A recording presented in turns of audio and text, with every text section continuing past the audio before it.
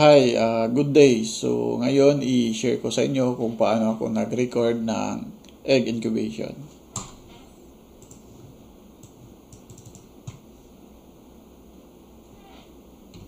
Okay?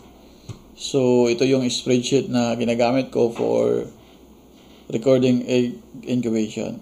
So, first column is yung breeders. So, either flock name or yung breed ng manok, so coincides with the record ko sa mobile app na ginagamit ko for flock management. Okay. So, next two columns, yung naka-separate color para mas madali natin ma-identify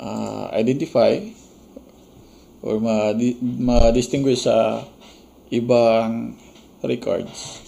So, this one is for the number of eggs at kailan isinalang yung eggs. Okay. Now, in our case, we only candle eggs at 10th day. Okay. So, hindi na kami nag-candling 7th at saka 12th day. So, ito yung mas preferred namin. So, ito yung nakalagay sa spreadsheet din kasi 10th day na yung candling namin. Okay, para mas madali, so once may record na tayo na additional, since may formula na siya, i-drag na lang. Okay. Now, dito ma-record na natin kung ilan yung fertile eggs. Okay, so yung isa kasi sa na-observe ko is that mas klaro siya if 10th day. So, yung fertility rate naman is computed by the number of fertile eggs over the number of eggs sa column C, which is yung kung ilan yung isinalang na itlog. Okay, so this one, gamit ito to evaluate our breeders kung okay ba yung fertility rate nila. Okay, kung wala bang problema. So, ito yung purpose natin. So, another columns for the setter. Okay. So, yung setter at saka hatcher natin is separate since they are separate machine or device or okay. So, ito is automatic rin ito na after 18th day, so kinakandling natin before natin transfer sa hatcher. So, na-record natin kung ilan yung goods for hatching. Okay. And then, we compute the setter success rate. So, this is computed by the number of good eggs for hatching over the fertile eggs. So ito, gamit ito pag evaluate natin yung hatcher na ginamit natin. Okay.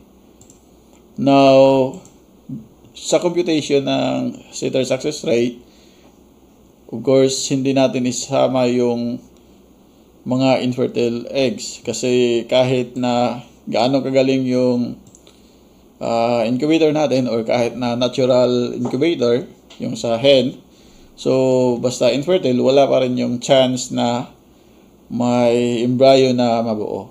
Okay? So, next is yung sa hatcher naman. This is for this column is kung kailan yung hatching schedule. So, 21st day from the second column. Okay, then record natin kung ilan yung the old chicks na or kung ilan yung sisiyo na napisa, and then we computed the hatcher success rate. So ito naman, computed ito based lang sa number of eggs na good for hatching. Okay, so hindi na natin ulit sinama yung mga infertile at saka yung yung mga hindi qualified for hatching. So, ito na rate, this is only for the hatching. So, 18th to 21st day. Ito, ang sa sitter naman is from ito siya is from first to, yung hatcher kasi is ginagamit natin from first to 18th day and then transfer natin sa hatcher. Okay. Now we have another final column for the combined hatching rate. So again, excluded pa rin yung infertile na eggs. Kasi yung fertility, meron tayong record dito. So this is not used to evaluate our device for sitter at saka hatcher. So this is to evaluate our breeders. So ito yung recording namin from December up to this date. Thank you for watching.